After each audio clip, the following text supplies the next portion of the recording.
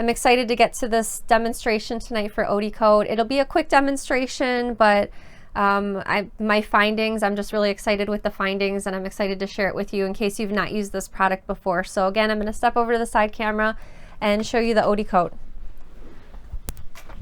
Okay, so this is Odicoat, and this one's specifically made for fabric, and the purpose of this is by brushing it on your fabric, it makes the fabric waterproof. So in the past, when I wanted to make fabrics waterproof, I either purchased them already laminated from the quilt shop or online, or I ironed on a laminate fabric like Pellon. Pellon makes one that creates quilting cotton, turns it into a laminate. But I was really excited to try this, and I was super pleased with how it came out. So I made, last night before the show, I took a scrap of fabric and I applied the Odicoat. Let me open it up just so you can see what it looks like on the inside. So it's just a liquid, kind of like the thickness of glue paste, yeah.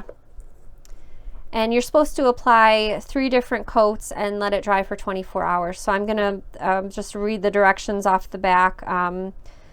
Put fabric on a flat protected surface, and I've got my surface over here. I have to mention, when I made this little sample, I used a piece of cardboard with some printing on it, and unfortunately I didn't think about it. Danny mentioned it to me, but some of the printing from the cardboard transferred to the back of my fabric. So you want to use something that's plain without printing, or white. Hopefully this is not too shiny on camera, but I have another piece of quilting cotton, no Odicoat on this one, so I can show you how it's really easy to apply it. So I just took one of Violet's thicker brushes just so it wouldn't take me forever to paint this on.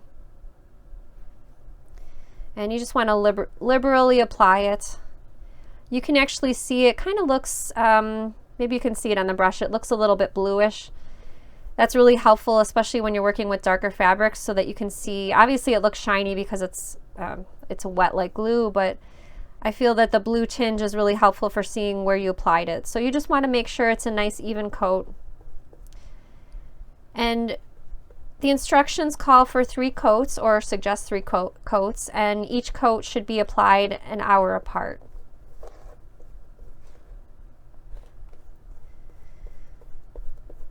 Okay, and so when I get to this edge, I'm just going to brush it in the opposite direction. So as you can see, super easy to apply. Obviously you can use bigger pieces of fabric if you are going to be cutting out your fabrics. And the thing that I was so pleased about, not only the even finish in the finished sample that I made last night, but I was also pleased because it's really thin. So I've purchased, let me put this one to the side for now, I've purchased laminated fabrics in the past, and the problem with laminated fabrics that I've purchased in the past is that they're rather on the thick side. So depending on your project, sometimes the thickness of the laminated fabrics makes them a little bit more trying to sew, but not this. This is basically the thickness of the quilting cotton. So really nice. It looks to me, to my eye, it looks to be an even finish. Actually Violet painted the second and the third coats on it, so she did a great job.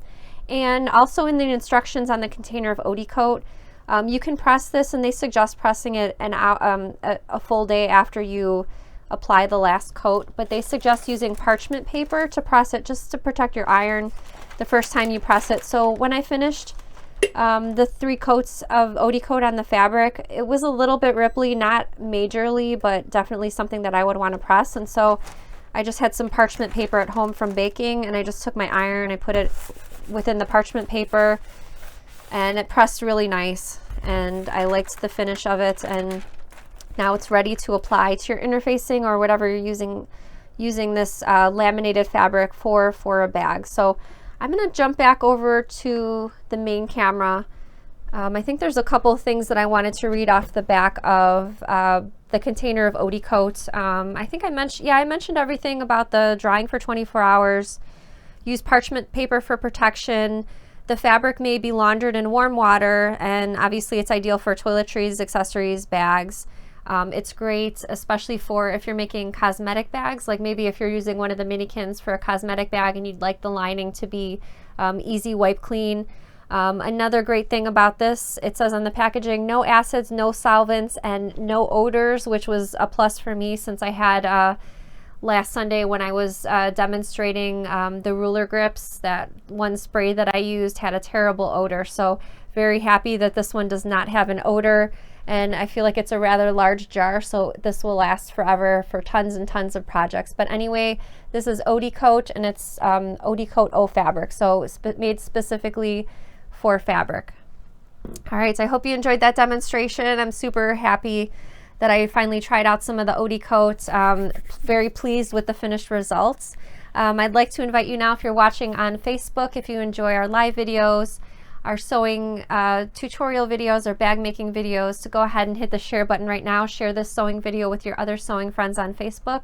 If you're watching on YouTube, if you're not already subscribed to our YouTube channel, I hope, especially if you enjoy the videos, I hope you'll subscribe to the channel so that you can be notified every time we go live or when we come out with a new sewing tutorial video.